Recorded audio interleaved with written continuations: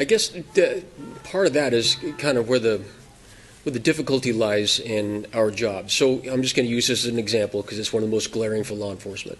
So the bars at night, they are packed with people not only on the dance floor, shoulder to shoulder, but also waiting in line for some period of time to get in there. We get calls there every single night, and we witness things. Is it the intent of council that if we witness that sort of thing, do we issue those individuals, we're going to go give a couple hundred cites? I say very possibly. Very possibly you could. You might get compliance as well. Dan. Thank you, Mr. Mayor. So this is where this topic escapes from the clutches of science and moves into the playground of politics. So we're done with science now. And we're talking about enforcement. And we had a conversation before here. If council really wants to take this seriously, and I think there are people up here who do, then mandatory enforcement, I mean ranked enforcement, above seatbelt laws, above barking dogs, is that the kind of answer you need?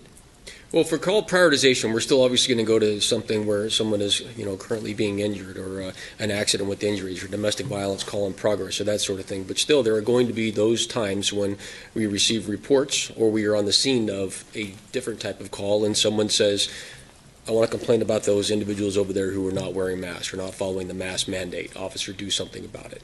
And once again, since this is a highly politically charged issue, I would just like a little help in the hot seat. Is it the will of council then? Do we issue those individual cites, or we go kind of to where we were previously and just say, now you guys need to wear masks, and we're going to get some people who are going to immediately offer a medical excuse and some people who are just going to tell us to go away?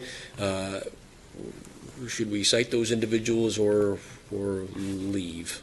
Okay, so how many calls have you gotten in the past few months about mask violations? Any? No, it kind of went away after. So after the mask mandate was passed, like I said, we received about 200 calls in a very short period of time. And then after that, they largely died off. We would still receive them occasionally. We would respond, and oftentimes the call was prioritized. And so someone was calling saying there was a lady running around store X without a mask on. I want to complain about it because she refused to put a mask on. Oftentimes, by the time we got there, that person was gone, or what happened a lot of times is we would contact an individual, and they would say they had a qualifying medical condition. And so the conversation was basically over at that point. So would your expectation be that calls will increase tomorrow if this thing passes? I would expect that, yes, sir. And regarding the medical thing, the way it's currently written, officers would have to demand proof of a medical condition.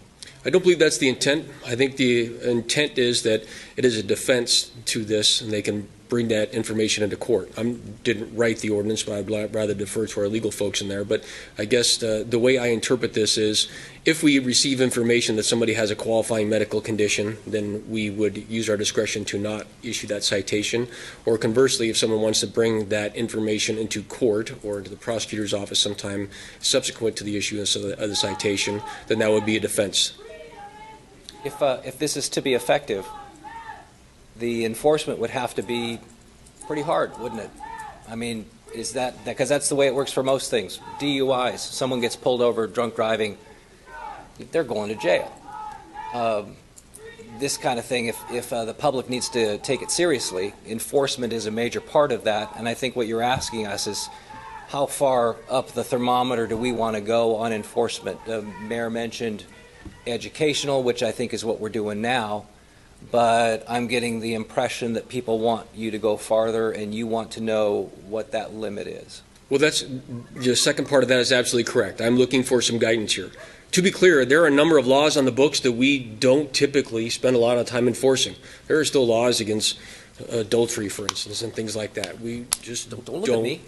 We don't do those sorts of things, generally speaking. However, these are different times. They're challenging times. And so what I'm looking for the 92 officers in uniform that work for me, what is the will of council? How would you like us to act? And we will certainly follow your lead.